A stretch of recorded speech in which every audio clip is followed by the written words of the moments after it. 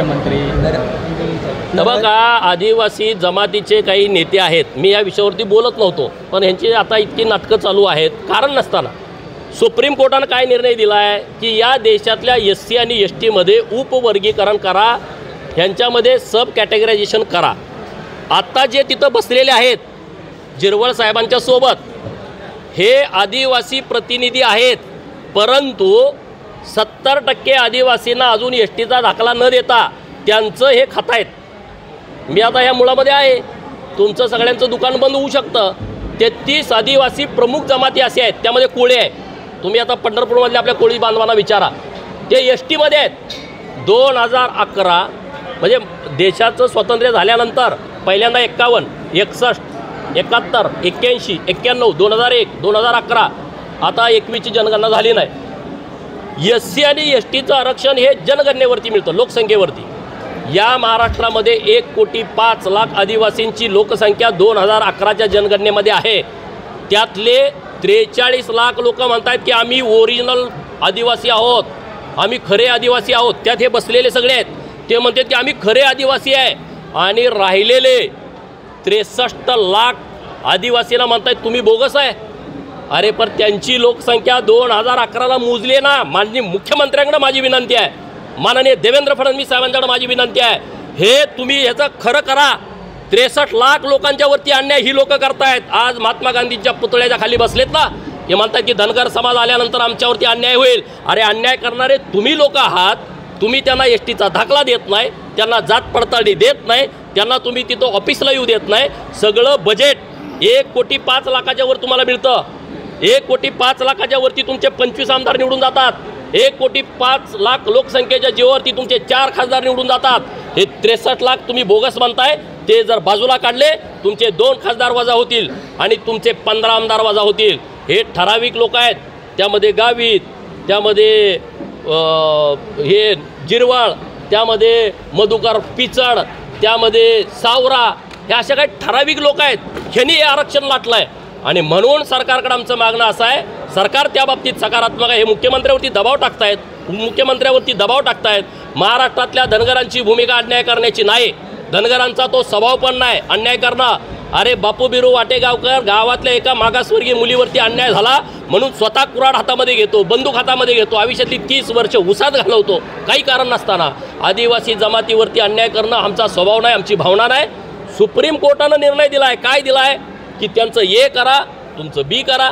माझी सरकारला अशी मागणी आहे की जे 42 लाख लोक म्हणतायत आम्ही ओरिजिनल आहे त्यांना A करा, जी 63 लाखांना ते बोगस म्हणतायत त्यांना B करा, आणि धनगरांना C करा. सगळं भांडण मिटून जातं आहे. यांचा अधिकाराचा गैरवापर चुकीच्या पद्धतीनं धोरण राज्यामध्ये चालू आहे.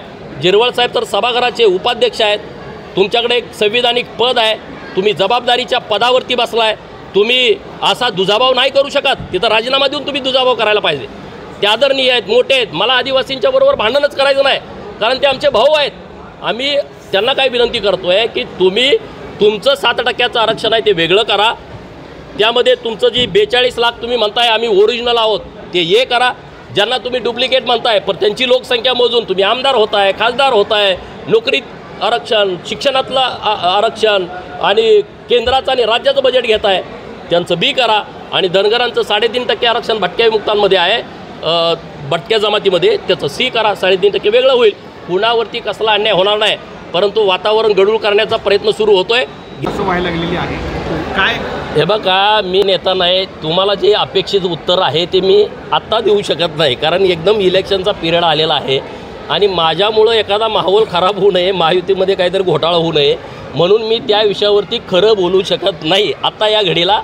परंतु ज्यांनी सत्ता भोगली, अजितदादांच्या सोबत कोणी आलेत, भारतीय जनता पार्टीबरोबर आहेत, अडचणीच्या काळात भारतीय जनता पार्टीनं तुम्हाला मदत केलेली आहे. अरे एकदा आमदार गेली तर काय बिघडतं आहे का? हां, 50-50 वर्ष आमदारकीच मिळावी यासाठी तुम्ही जर कुणी लोक बदलत असाल तर त्याला काय फार महत्त्व आहे असं मला वाटत नाही.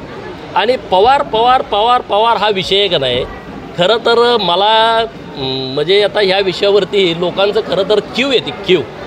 अरे जो माणूस गेली 55 वर्ष महाराष्ट्राच्या राजकारणामध्ये काम करतो, जो माणूस दुष्काळी तालुक्यांना पाणी देऊ शकला नाही, जो गावगाड्यामधल्या लोकांना रस्ता देऊ शकला नाही, गावातल्या लोकांना घरकुल देऊ शकला नाही, पोरांना नोकऱ्या देऊ शकला नाही. आज ही आमची काय मागणी आहे? राजे उमाजी नाईकांची जयंती सरकारनं साजरी करावी. 4 ओळीचं पत्र काढायचं होतं, 1 रुपयाचं बजेट लागत नव्हतं. पुण्यश्लोक अहिल्यादेवींची जयंती सरकारनं साजरी काहीच केलं नाही हो. ह्या माणसांनी फक्त अशी काही लोक सांभाळली, कारखानदार केले, सूतगिरण्या दिल्या आणि त्यांना तिथं वतनदार म्हणून नेमलेलं आहे. पवारांना जी परिस्थिती तुम्हाला वाटते पश्चिम महाराष्ट्रामध्ये काहीतरी वेगळं घडेल, काही घडणार नाही. हे वाक्य तुम्ही लिहून ठेवा. मी टेंभुर्णीत तुम्हाला सांगतोय, खासदार किती मतांनी निवडून आले त्यांचे? 1 लाखांना आला असेल, 70,000 आला असेल, कुठं तर 1.5 लाखांना आला असेल. हे गणित फार मोठं नाही आहे. भारतीय जनता पार्टी आणि माहितीसाठी संविधान बदलणार, संविधान बदलणार. पवारांनी म्हणावं संविधान बदलणार. पवारांना कधी बाबासाहेबांच्या विषयी आस्था होती? काँग्रेसमध्ये ते पूर्वी होते. बाबासाहेबांचा 2 वेळा पराभव झाला होता. मराठवाड्याचं तुम्ही सगळी परिस्थिती बघितली. मराठवाडा विद्यापीठाचं नामांतरण करण्याच्या वेळेस 500,000 लोक त्यामध्ये मृत्युमुखी पडली. हजारो दलित वस्त्या झोपड्या जाळून टाकल्या. त्या पवारांना संविधानाचं काय पडलं होतं का? पण मताचं राजकारण, संविधान बदलणार आहेत, संविधान बदलणार आहेत. गावातला पाटील देशमुखसुद्धा म्हणायचं संविधान बदलणार आहेत. मला आनंद त्या गोष्टीचा आहे. जाऊ दे, आमच्या सीटा कमी आल्या, पण गावातला पाटील देशमुखसुद्धा म्हणत होता की संविधान बदलणार आहेत. बाबासाहेबांचं संविधान आहे, हे बदललं नाही पाहिजे. हे खरं तर बाबासाहेबांच्या संविधानाचाच विजय आहे. त्यामुळे आता विधानसभा आहे, संविधानाचा विषय तर विधानसभेत येत नाही, हा लोकसभेचा विषय आहे. आता तुम्ही खोटं पसरवू शकत नाही. काही जरी खोटं बोलला तर पवाराचं चिचोकं आता विकलं जाणार नाहीत. हे तुम्ही लिहून ठेवा. आणि मी सांगली जिल्ह्यात नाही, 5 जागा ह्या महायुतीच्या येणार आहेत. हे लिहून ठेवा तुम्ही. 5 जागा. मग कुठे येणार आहेत? कोल्हापूरचा मी हिशोब सांगतो तुम्हाला. तिथं प्रकाश आवाडे इचलकरंजीत हमखास निवडून येणार आहे. तिथं हातकणंगलेला ज्याला सीट मिळेल तिथं विनय कोरे, भारतीय जनता पार्टी आणि प्रकाश आवाडे ती सीट निवडून येणार.